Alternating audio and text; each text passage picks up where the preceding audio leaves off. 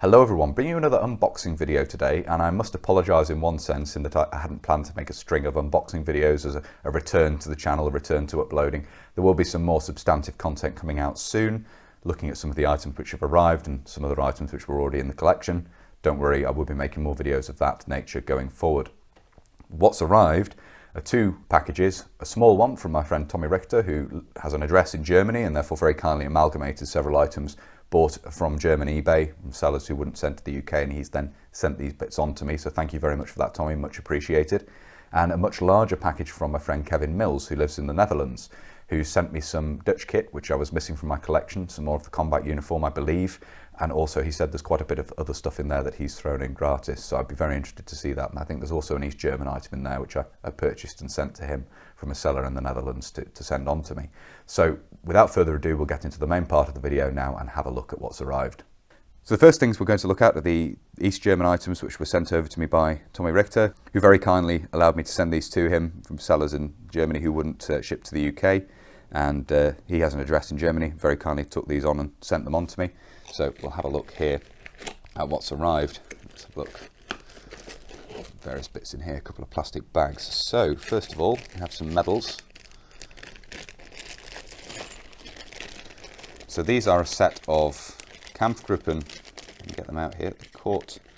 What's got caught there? The medals got caught in the loop in the plastic. Blooming heck. Right, there we go. So we've got a set of Kampfgruppen service medals, but in addition we have a service medal for the, I forget exactly how you would translate this to English, but the militarized organs of the state administration. So it's the militarized organs of the internal security, basically, I believe.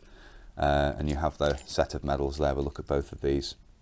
So rather nice having service from outside the Kampfgruppe and then service in the Kampfgruppe following on from that. So rather nice little group there. Pleased to have that. And then another medal bar for mounting. Interesting, that doesn't include the metal strip, which I believe it should, for actually mounting the medals. So I'm going to have to look into that on the listing I purchased from. That should have a metal strip in it to actually allow medals to be mounted, as we've seen in previous videos. So I'm going to have to look into that. That should have one of those metal strips with the holes in for mounting the medals on. So that's a little bit annoying that that's not there, but a problem that can be solved, I'm sure.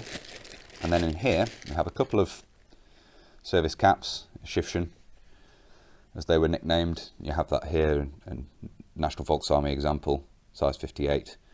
One of the later examples with the stitch size, introduced in the 1970s, in a decent size, my size. And another one made in the similar material to that of the Kampfgruppen. This particular example is an MVA example, MVA marked example, and again a size 58. They were very cheap, so thought I'd grab a couple of those. So we have those there. And then we have a set of the rank, the appointments, I suppose you could say, for the Kampfgruppe. And now make a separate video on these at some point, running through the different ranks. I've not put them in order here by any means, but I have a set of those there, which is rather nice to have. And they are made from this red braid on a backing material, which is the same as that of the Kampfgruppen uniform, the grey material. So nice set of those there, and interesting for display going forward, hopefully. And now we'll bring in,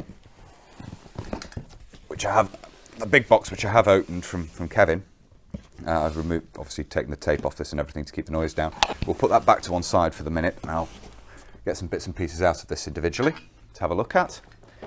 So first of all, we have a pouch here which would conform to 1937 pattern, but is a bit different. We've got loops in the back here, possibly for carrying, not sure what they'd be carrying, not sure what these would be used to carry, but loops in the back there.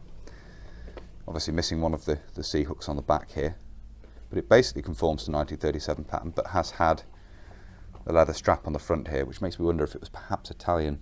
I'm not entirely sure. It appears that leather strap was original, though it has perhaps has had a press stud there, so maybe modified with a leather strap. Interesting. Anyway, so we have that there. Do some research into that.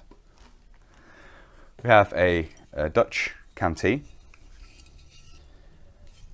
a lot of this stuff has just been sent to me gratis, so thank you very much indeed for that, Kevin. Very kind.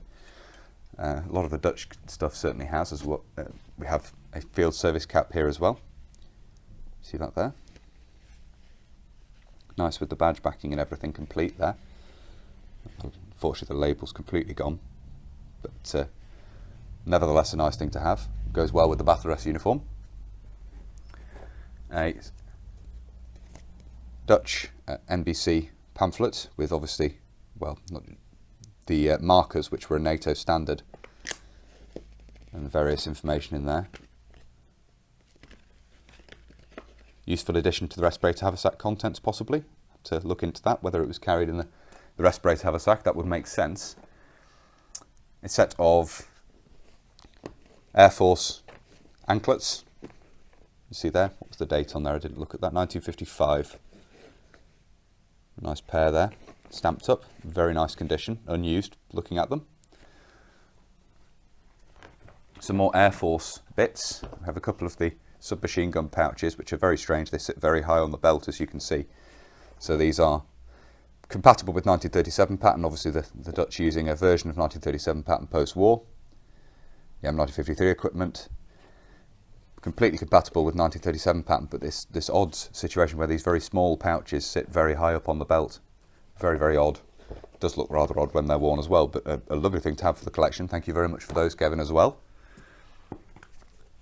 More Air Force blue-grey webbing and a carbine pouch there, as you can see, based obviously on US practice. It's essentially a copy of US webbing.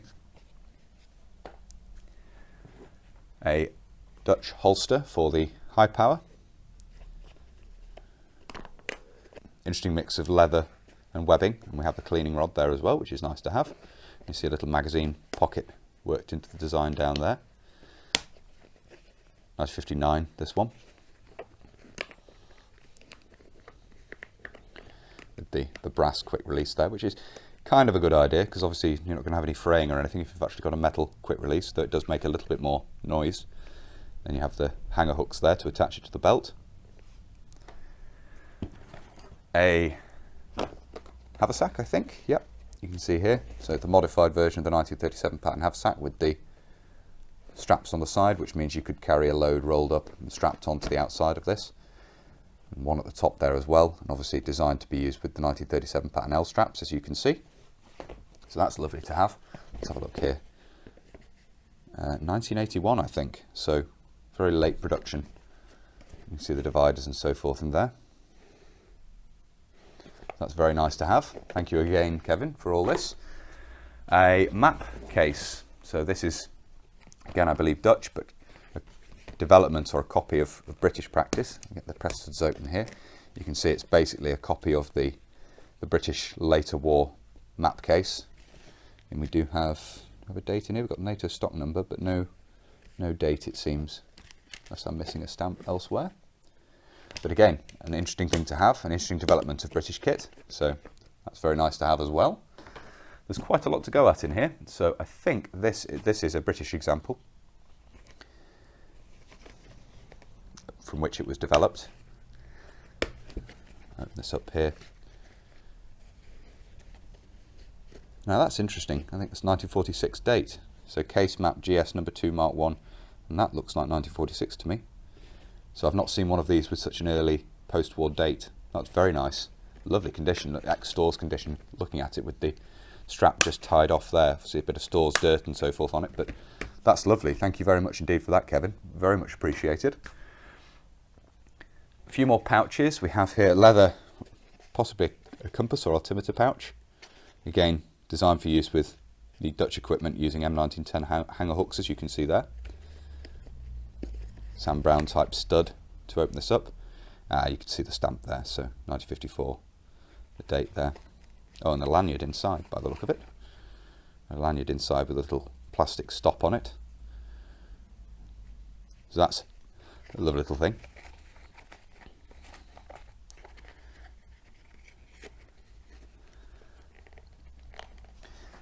There's yet more. Another carbine pouch. 1957, I think, but again, Dutch carbine pouch there. That's lovely. As you can see, a direct copy of the US version. A single brace, single RAF, excuse me, a single Air Force blue brace, as you can see there. Again with the crossover point stitched on the outside, the loop stitched on the outside. With blackened fittings, as you can see. A single, oh wow, that's quite the little thing.